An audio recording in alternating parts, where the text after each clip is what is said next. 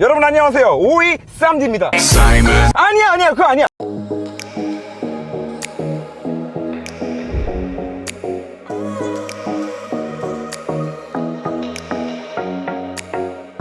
자, 여러분 안녕하세요. 모트라인입니다. 이번 주 시승 차량은 523D입니다. 523D. 자, 일단 이번 이 523D가 출시되고 나서 많은 분들이 이런 말씀들을 해주세요. 야, 이름이 왜 그 모양이야? 520D는 어디 가고 523D는 뭔데 도대체? 그리고 이 BMW의 본고장 독일에 가면은 막상 523D라는 모델은 있지도 않아. 그냥 520D가 새로 나오고 있던데 왜 우리나라는 그 독일 BMW 정식 라인업에는 있지도 않은 523D는 뭔데 가지고 들어서 팔고 있는 거야? 라는 질문들을 많이 해주셨고 그리고 궁금해 하셨던 것 같아요. 자, 그런데 이 523D라는 네이밍은 그냥 별로 의미 없는 그냥 그런 네이밍이에요. 520D가 마일드 하이브리드 버전으로 나오면서 2000cc 4기통, 원래 BMW가 쓰고 있던 그 4기통 디젤 엔진에다가 MHEV 시스템, 다시 말해서 조그만 모터랑 조그만 배터리를 하나 걸어서 아주 약한 순한 맛의 하이브리드를 가미를 한 버전이 새롭게 나왔는데, 이거를 독일이나 미국에서는 그냥 520D MHEV라고 해서 판매하고 있고, 일본과 우리나라에 수출되는 그 520D MHEV 같은 경우에는 이름 모르겠어요. 네, 523D라고 해가지고 판매를 하고 있더라고. 그래서 솔직히 조금 아쉬워요. 그냥 520D MHEV라고 해가지고 판매하는 게 좀 혼선도 좀 줄이고 MHEV라는 것도 조금 더 강력하게 어필이 되고 뭐 이러지 않았을까? 왜 523D를 붙였을까? 하필 왜 또 3이야? 아무튼 뭐 도무지가 이해할 수 없는 이 네이밍 전략을 피고 있다. 자, 그래서 결과적으로 이 520D는 원래 여러분들이 알고 계시던 그 520D 파워트레인에 조그만 모터랑 조그만 배터리가 하나 더 들어간 마일드 하이브리드 버전으로 업그레이드된 그 모델이라고 알고 계시면 굉장히 좀 심플하겠다.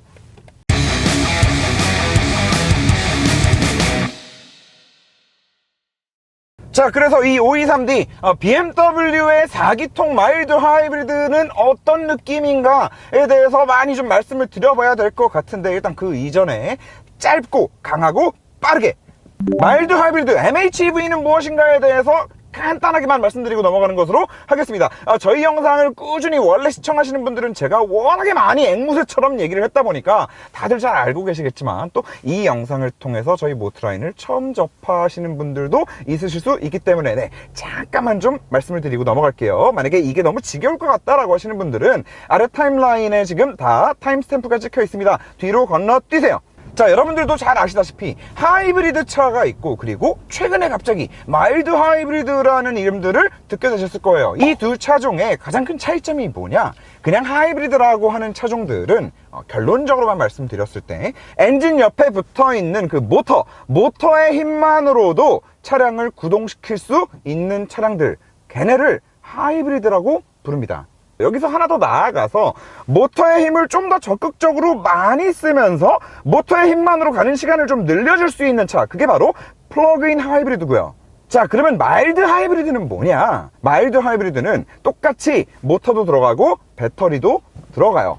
뭐가 다르냐? 이 모터의 힘만으로는 차를 움직일 수 없어요. 이 모터의 힘만 가지고 차량을 움직이기에는 배터리 용량도 굉장히 작고, 이 모터 같은 경우도 하이브리드 차량과 비교했을 때 상대적으로 좀 작은 사이즈가 들어가 있는 이런 차량들, 어디까지나 차가 움직이기 위해서는 무조건 내연기관에 시동이 걸려야만 하는데, 이 시동이 걸리는 것 자체를 조금 더 부드럽게 빠르게 하기 위해서 모터가 서포트를 한다던가, 아니면은 출발할 때, 급가속을 할 때 아주 미세한 작은 출력을 내연기관에 조금 얹어주는, 힘을 조금 보태주는. 자, 그래서 한마디로 정리해서 MHEV 마일드 하이브리드는 그냥 보조 역할, 어디까지나 보조 역할만 할 수 있는 전기 구동 시스템이 내연기관 엔진에 살짝 추가된 그런 차다. 자, 그래서 지금부터 이 523D의 MHEV 시스템, 그리고 이 MHEV 시스템이 4기통 D딸 디젤 딸딸이에 얹어졌을 때는 어떤 느낌이 나는지, 이런 것들을 좀 설명을 드려보도록 하겠습니다. 알콘 보고 오실까요?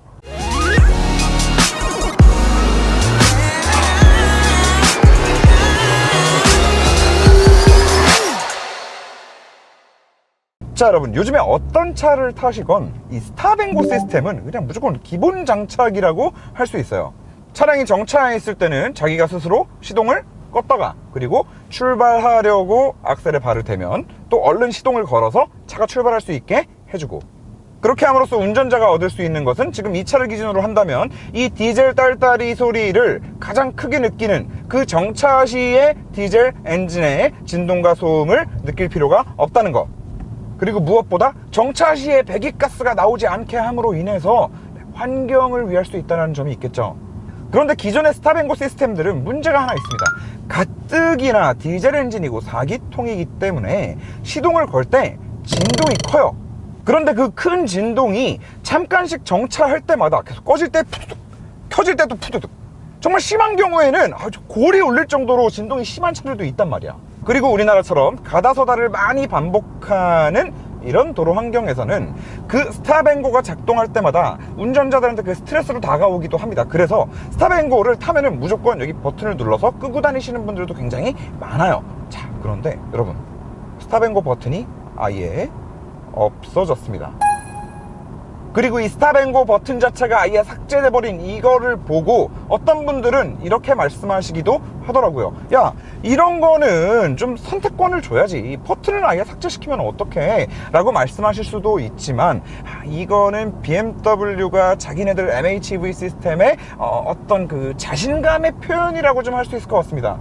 제가 이 마일드 하이브리드 차를 얘기하면 항상 어쩔 수 없이 그 M256 엔진, 벤츠의 M256 엔진을 자꾸 말씀을 드리게 되는데, 시동을 거는데 이건 내가 분명히 시동을 걸었는데 시동이 걸린 건가? 라는 생각이 들 정도로, 원래 우리가 알고 있던 시동을 걸 때 그 스타트 모터가 낑낑낑낑낑 하다가 왕 걸리는 그 프로세스가 그냥 다 삭제돼 버리고, 굉장히 힘 좋은 모터 하나가 엔진 크랭크에 딱 붙어서 그 모터의 힘으로 엔진 크랭크를 부드럽고 강하게 처음에 탁 돌려주고 끝내버리기 때문에 시동이 굉장히 즉각적으로 빠르게 걸리고 낑낑낑낑이 일단 없어지고 결과적으로 진동도 잡게 된다. 물론 지금 이 녀석 같은 경우에는 M256 엔진처럼 엔진과 미션 사이에 굉장히 커다란 모터가 크랭크 축에 바로 딱 붙어가지고 크랭크를 돌려주는 그런 타입의 마일드 하이브리드는 아니에요. 그 아우디에서 쓰는 MHEV 방식처럼 원래 제너레이터가 들어가 있던 자리에 그 제너레이터 모터 사이즈를 조금 더 키워서 그 기존과 동일한 방식으로 벨트로 모터가 크랭크에 묶여있는 타입이기는 합니다. 하지만 이전보다 굉장히 힘이 세졌고, 이전에 달려있던 그 제너레이터 모터는 그냥 충전만 담당해줬다라고 하면은 얘는 이제 이 모터가 출력도 줄 수 있게 됐기 때문에 그 앞쪽에 제너레이터 자리에 들어가 있는 모터가 이제 엔진 시동을 걸어주는 건데, 물론 지금 이 녀석은 4기통이고 디젤이고 M256 엔진처럼 크랭크 바로 뒤에 커다란 모터가 미션 사이에 딱 자리 잡고서 걸어주는 게 아니다 보니까 M256 엔진에 비해서는 시동이 걸릴 때 그 진동을 사람이 느낄 수는 있어요. 그런데 중요한 거는 기존의 스타트 모터 걔가 낑낑거리면서 시동을 걸어줄 때 그 큰 진동을 주던 그 기존 엔진에 비한다면 정말 이제 이 정도 진동은 그냥 뭐 익숙해지면 괜찮겠다 싶을 정도로 이 디젤 엔진에서 작동하는 스탑앤고도 많이 조용해진 거죠. 그리고 단순히 스탑앤고 작동 시뿐만 아니라 차량이 그냥 코스팅하고 있을 때, 타력 주행을 하고 있을 때도 상황에 따라서 얘가 지금 괜찮은데? 시동을 잠깐 꺼도 되겠어 라고 하면 시동을 바로 꺼버린단 말이에요. 이렇게 달리다가 악셀 오프를 하면 순간적으로 지금도 시동이 꺼졌습니다. 그리고 다시 악셀을 밟으면 순간적으로 바로 시동을 걸어서 출력을 바퀴에 전달을 해주게 되는데, 이 모든 과정 중에 시동이 꺼지고 켜지는 데에 대한 이질감이 전혀 없다는 거. 사실 제가 그 M256 엔진을 리뷰하면서 시동 키고 끌 때 너무 부드럽다라는 말씀을 계속 드리면서 혹시 이게 벤츠의 직렬 6기통 가솔린 엔진, 이 엔진 자체가 워낙에 좀 또 실키6에다가 워낙에 조용하고 그러다 보니까 그래서 그냥 더 조용한 건가 싶었는데 아니에요. 이 부분은 확실한 MHEV 시스템의 큰 장점이라고 할 수 있겠다. 그리고 다시 한번 좀 말씀드리지만 이 녀석은 M256 엔진처럼 이 모터가 이 엔진과 트랜스미션 사이에 딱 크게 달라붙어 있는 그런 타입이 아니라 그냥 아우디처럼 원래 기존에 있던 제너레이터 자리에 들어가서 그냥 벨트 타입으로 묶이는 그런 타입의 MHEV 시스템이에요. 물론 BMW도 M256과 같은 시스템을 가지고 있기는 합니다. 그런데 그거는 540D부터 들어간다. 네이버 검색 좀 해보니까 네, 많은 분들이 좀 잘못 알고 이상한 정보를 퍼뜨리고 계시길래 네, 요거는 하나 지금 제가 좀 바로 잡습니다.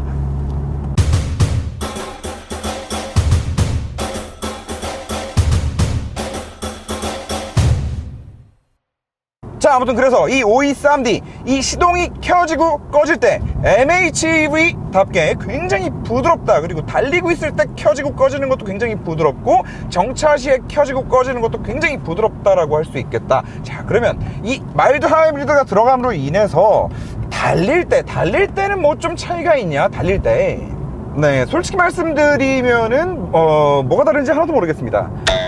물론 엔진의 기본기 자체는 굉장히 좋습니다. 그리고 개인적으로는 4기통 디젤 딸따리를 가장 잘 만드는 회사는 저는 사실 BMW라고 생각을 하거든요. 물론 뭐 폭스바겐이 제일 잘 만들어 라고 하시는 분들도 있지만 네, 저는 BM이라고 생각을 합니다. 물론 뭐 최근에 자꾸 네, 불이 나는 바람에 그 명성에 먹칠을 좀 하기는 했지만 적어도 제가 느끼기에 이 4기통 디젤 엔진들 중에서는 가장 그래도 부드러운 음색을 가지고 있고 이 저RPM에서의 응답성도 굉장히 좋고 이 저RPM에서의 응답성 굉장히 중요하거든요. 요즘 사실 뭐 제로 100이고 뭐 제로 200이고 지랄이고 나발이고 다 필요 없어요. 우리나라는 제로 50의 나라 아니야. 제로 50의 나라. 제로 50을 빠르게 가려면 무엇보다도 가장 중요한 게 저RPM에서의 반응이 얼마나 빠르냐. 어차피 악셀 잠깐 팍딱 밟으면 바로 50인데 얼마나 그 사이 구간을 답답하지 않게 튀어나가느냐, 이게 굉장히 중요하단 말이죠. 그런데 그런 차원에서도 이 4기통 디젤 엔진들이 요즘에 다른 브랜드 차량들 보면은 사실 완전히 엔진을 갈아엎는 것도 아닌데 계속 환경 규제는 맞춰야 되니까 똥 싼 거 입에다가 또 넣고 똥 또 싸면은 그거 다시 또 입에다가 또 넣고 그거 먹고 또 싸면은 입에다가 또 쑤셔 넣고 EGR로 막 몇 바퀴씩 막 돌려버리고 뒤에는 막 총매로 다 막아버리고 DPF 있고 막 SCR 뿌리고 막 별 난리를 다 치잖아. 그러다 보니까 애들이 아무래도 가면 갈수록 이 초반에 답답해지는 애들이 많은데 사실 지금 BMW의 4기통 디젤 같은 경우에는 저는 아직도 괜찮다고 보거든요. 그리고 그 디젤 엔진 특유의 RPM 쭉 올리면서 힘 쭉 분출할 때 나는 그 좀 더러운 걸걸거리는 소리, 그 소리 자체도 사실 굉장히 잘 억제가 된 디젤 엔진이라고 생각을 하고,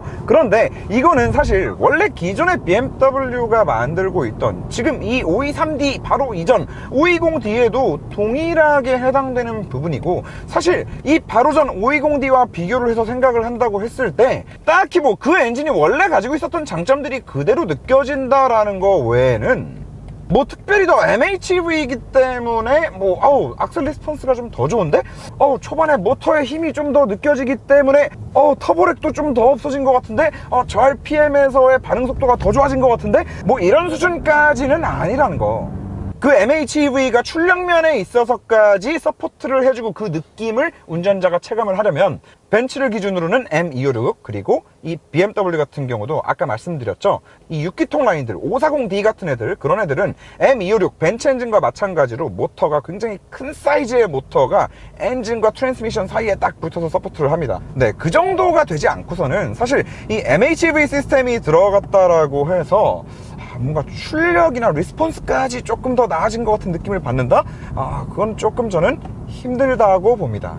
자, 그런데 여기서 문제가 하나 있습니다. 하이브리드 차, 뭐 마일드 하이브리드, 플러그인 하이브리드, 그냥 하이브리드 다 마찬가지로 저 뒤에 실려있는 배터리를 그냥 무한정 사용만 할 수는 없는 노릇이란 말이죠. 충전을 해줘야 돼요. 뭘로 충전을 해? 여기 걸려있는 모터, 그 모터가 단순히 그냥 출력만 주는 게 아니라, 여러분들 그 풍력발전 생각하시면 쉽죠. 풍력발전 커다란 날개 달아놓고 이 바람이 날개를 회전시키도록 만들어 놓죠. 그러면 그 뒤에 뭐가 달려있냐? 결국에 모터가 달려있는 거거든요. 뭔가 이 물리적인 힘을 가해서 모터를 돌려준다 라고 했을 때 거기서 전기가 생산됩니다.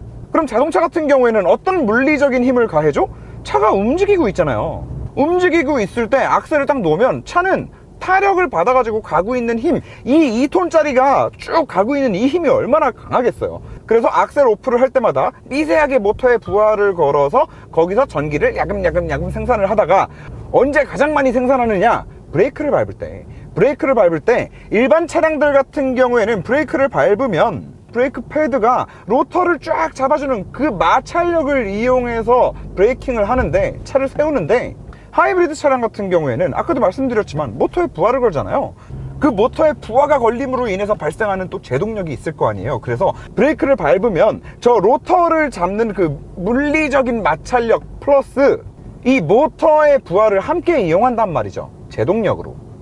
다시 말해서 브레이킹 시스템이 브레이크 페달 밟았다라고 해서 그냥 단순히 저 로터만 잡아서 될 게 아니라 모터에 걸리는 회생제동까지 이제 순간적으로 계속 떨어뜨렸다 붙였다 컨트롤을 해줘야 되는 상황이다 보니까 좀 할 일이 많아진 거죠. 그래서 그 현대기아 같은 경우도 초창기 하이브리드 차들 같은 경우는 이 브레이크를 밟았을 때 각 모듈을 컨트롤 해주는 게 다 따로 떨어져 있었기 때문에 나는 브레이크를 밟았다가 분명히 발을 뗐는데 이 제동력이 한 박자 두 박자 좀 늦게 떨어지는, 다시 말해서 브레이크에서 발을 뗐을 때 저 물리브레이크 캘리퍼는 딱 순간적으로 떨어지는데 이 회생제동은 좀 늦게 떨어지는 그런 문제가 좀 있었거든요. 근데 이해할 수 없지만 지금 이 523D의 그런 느낌이 분명하게 계속해서 납니다.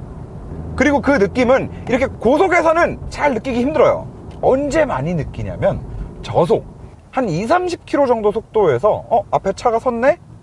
같이 속도를 줄여 이러다가 브레이크를 뗐을 때, 이럴 때 좀 느껴져요. 그래서 사실 이 부분 같은 경우에는 이 523D의 좀 가장 약점이라고 할 수 있지 않을까라는 생각이 들 정도로 제 기준에서는 좀 많이 거슬리는 축에 속하는데 그런 좀 단점이라고 할 수 있을 것 같고, 뭐 트랜스미션 같은 경우에 뭐 ZF8단이 아닌 거 아니냐 뭐 이런 댓글도 있었는데 아닙니다. ZF8단이 들어가 있어요. 그래서 나름 스포츠 모드에서는 어느 정도 기분 좋은 변속 충격까지도 좀 만들어줄 수 있는, 그리고 그냥 컴포트 모드로 다닐 때는 정말 굉장히 부드럽고요. 그래서 다 좋기는 한데 아무래도, 그리고 아까 뭐 어차피 우리나라는 제로 50의 나라인데 무슨 뭐 출력이 필요하냐 뭐 이렇게 말씀을 좀 드리긴 했지만 아무리 제로 50의 나라라도 뭐 다들 좀 쏘고 다니시잖아요. 그런데 좀 그렇게 쏘고 다니기에 진짜 딱 제로 50을 넘어가서부터는 좀 많이 답답할 수도 있는 그런 출력을 좀 가지고 있기는 하다. 하지만 나는 뭐 일반 도로에서 너무 과속을 하고 급가속을 하고 하는 것보다는 그냥 천천히 다니면서 이 BMW 본연의 BMW의 전매 특허, 이 경쾌한 거동을 느끼면서 또 그냥 날렵한 핸들링을 느끼면서 운전하는 것만으로도 충분히 재미있어 라고 하시는 분들한테는 뭐 크게 해당 사항이 없는 부분일 수도 있겠습니다. 그리고 뭐 주행보조 장치 같은 경우에 이 523D가 출시되는 걸 기점으로 해서 모든 5 시리즈에 이 드라이빙 어시스턴트 프로페셔널 버전이 들어가 있습니다. 이 프로페셔널 버전 같은 경우에는 일단 이 앞쪽에 바라보고 있는 카메라가 3개로 늘었고요. 그리고 코너 레이더까지 추가가 되어 있습니다. 그래서 이 옆 차선에 지나다니고 있는 차들까지 완벽하게 인식을 이제 하고, 그럼으로 인해서 가장 큰 이득을 볼 수 있는 거는 주행보조 장치 작동 중에 옆 차선에서 근거리 컷인으로 바로 앞으로 옆차가 껴든다라고 했을 때 이 탐지해내는 능력 자체가 이 프로페셔널 버전이 되면서 굉장히 좀 좋아졌다라는 거. 그리고 체감상 고속에서도 좀 많이 좋아진 것 같아요. 고속에서 공률이 꽤 큰 도로를 감아 제끼는데 이전보다 핸들을 컨트롤하는 토크 자체가 굉장히 좀 세진 느낌? 자, 마지막으로 승차감. 지금 이 차량 같은 경우에 523D 엠팩이고 엑스드라이브가 들어가 있는 모델이에요. 그래서 정식 출시가는 7,802였지만 BMW 아닙니까? 1,200 할인. 그렇게 해서 실구매가 6,600만 원이라는 거를 가정하고 생각을 해보면은 뭐 대부분 다 납득할 수 있는 것들이지만, 그래도 조금 아쉬운 거는 M팩이면은 저기 M 스포츠 서스까지는 좀 넣어주지. 다시 말해서 지금 이 차량 같은 경우에는 서스펜션의 댐핑 압력을 조절할 수 있는 기능은 없다. 하지만 그냥 기본적으로 두루두루 적당한 스포츠 드라이빙을 하기에도 괜찮고, 그리고 뒷자리에 승객을 태우고 다닌다라고 했을 때도 그냥 괜찮은 컴포트한 승차감까지 어느 정도는 좀 두루두루 커버가 되는 뭐 그런 서스펜션이 들어가 있다라고 할 수 있을 것 같다. 자, 여러분, 저희 채널에 항상 이렇게 차량 협찬해 주시는 분들 덕분에 저희가 정말 그 어떤 차를 리뷰하더라도 좋은 건 좋다, 싫은 건 싫다, 거지 같은 건 거지 같다 라고 솔직하게 말씀드릴 수 있는 것 같습니다. 그리고 그 덕분에 차를 아무리 까도 제조사들로부터 차량 지원을 받는 것도 좀 아무래도 수월한 부분이 있을 거예요. 왜냐, 모트라인 저 새끼들한테 차 안 줘봤자 어차피 또 시청자분들이 차 보내주시면은 그거 가지고 또 어차피 뒤지게 깔 거거든. 그렇게 까이는 이 그냥 우리가 보내주고 까이자 라고 생각을 하나 봐요. 진짜 우리나라에서 이 자동차라는 것 자체가 집 다음으로 큰 재산 아닙니까? 그럼에도 항상 이렇게 흔쾌히 차량 내주시는 시청자분들께 정말 이 자리를 빌어서 다시 한번 좀 감사의 인사를 드립니다. 그리고 특별히 지금 이번 주 이 차량 같은 경우에는 제 고등학교 친구예요. 고등학교 졸업하고 나서 한 번도 안 봤거든요. 갑자기 연락이 왔어요. 갑자기 연락 와가지고 윤성로 개새끼야 너 하나도 안 변했다라고 하면서 차를 던져줬습니다. 고맙다 현우가. 반가웠다. 또 한 10년 뒤에 보자. 잘 키우고. 네, 여러분 오늘 여기까지 하는 것으로 하겠습니다. 다음 영상에서 또 웃는 얼굴로 찾아뵙도록 하겠습니다. 안녕히 계세요.